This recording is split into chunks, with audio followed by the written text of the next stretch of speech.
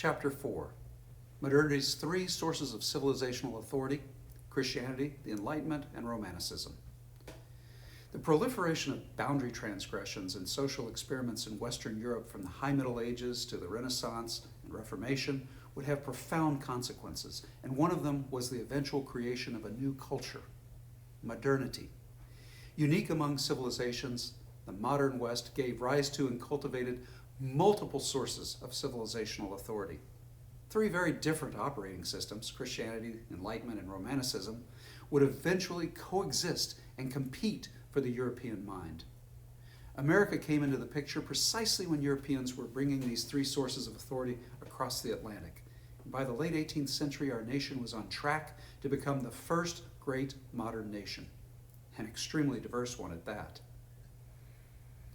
The dominant operating system in the early American mind was Protestant Christianity with its many competing churches. This would have been after, say, 1517. The source of its authority was faith that Jesus was who the Gospels said he was. After Protestants started breaking violently with the Roman Catholic Church, initiating the Reformation, the adherents of the rival churches developed a hatred for one another. Religious wars erupted between Catholics and Protestants, and even Protestant denominations warred against each other. Whereas Christianity tended to be a source of civilizational unity in the Middle Ages, the religion became a source of civilizational division in early modern times. Each denomination marked itself off from the others by developing its own theological mix when it came to such contentious topics as the nature of Jesus, predestination, free will, baptism, communion, church governance, who is saved, who is damned, and evangelization of the culture. Sectarian wars notwithstanding, Christians who left Europe and came to America did recognize their common spiritual and moral orientation. Their shared legacy informed public deliberations. When Tocqueville, for example, traveled through America in the early 1830s, he observed that a broad Protestant consensus existed in the U.S. and that it was one of the glues that held the nation together. Almost equal in influence to Protestantism in these early years, especially among the well-educated, the elite, was the operating system known as the Enlightenment. This would be after 1637.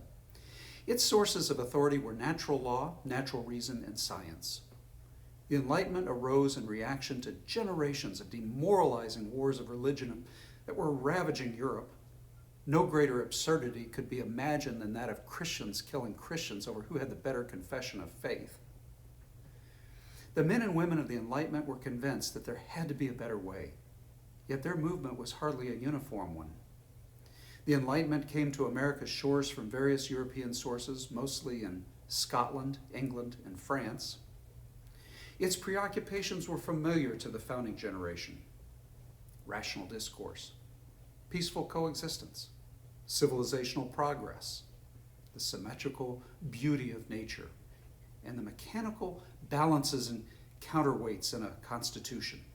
It rejected priestcraft, magic, and superstition. The operating system that arrived late, say after 1750 in the 13 colonies, was Romanticism. Its source of authority was grounded in the individual's intuition, emotions, and mystical insights. Romanticism would exert a powerful influence on the early American mind. Its origins in the Counter-Enlightenment reveal its obsessions: majestic mountains, violent seas, sublime icebergs, the lone artist, the heroic individual, the great leader, the Middle Ages, Catholic revival, monsters, misfits, and the unique origins of each nation in the mists of antiquity. Romantics cultivated the gift of seeing the mystery of ordinary things. They were drawn to the wild nature of the noble savage out on the frontier in the New World, and equally to the ruins, cemeteries, death, disease, and decadence in the Old. The fall of Rome particularly intrigued the Romantics, evidenced by the popularity of Edward Gibbon's 1776 book on the subject. America is not Rome, of course, but the Romantics thought it was. One of America's most surprising romantics turned out to be the older John Adams, whose brooding personality made him pessimistic about America's prospects. And the romantic sensibility can also be detected in Benjamin Franklin's riposte to the woman who called out as he was leaving the Constitutional Convention for the last time. "Doctor, what have we got? a republic or a monarchy? To which he supposedly answered, a republic, if you can keep it. The adherents of these different operating systems initially tended to segregate themselves, often seeking out the colony or city or region most congenial to their beliefs. Thus, Puritans are congregated in Massachusetts, Anglicans in Virginia, Catholics in Maryland, Dissenters in Rhode Island, Quakers in Pennsylvania. Scientific thinkers of the Enlightenment, Benjamin Franklin, Benjamin Rush, for example, migrated to Philadelphia, where the American Philosophical Society and other academies of learning were located. Romantics, such as members of the Hudson River School, sought out the Adirondacks and sea coasts and wild frontier. The frontier, with its vast spaces, tended to dilute any sectarian attachments that kept these three operating systems segregated in their silos. As Americans became more mobile, such social mixing and intellectual syncretizing occurred that it was astounding how they mixed.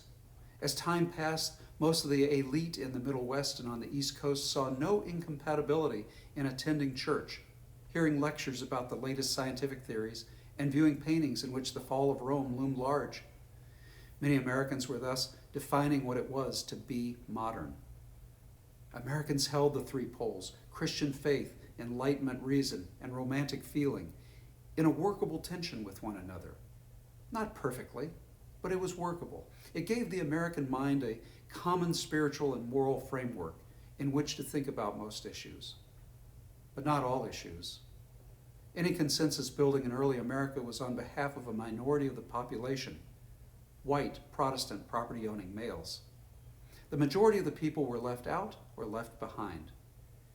Yet if all human beings were created equal in the possession of their natural rights, as Jefferson had argued, then a reckoning would have to come. It took a long time to extend the blessings of liberty to African Americans, Native Americans, women, Catholics, Jews, Muslims, and immigrants originating outside of Northwestern Europe. It was hard work to which the majority of white Protestant property-owning males had to give their consent, if not their blessing. But it is the glory of our nation that the circle of the other steadily shrank. It shrank. In significant areas of our national life, we have staked out common ground with increasingly diverse peoples. We have made progress. The American people continue to have the public resolve to fight for more and more of our fellow citizens to reach their potential through our political, legal, economic, and social institutions. This concludes Chapter 4 of my video essay, Less Pluribus, More Unum. I invite you to watch Chapter 5. Thanks for dropping in.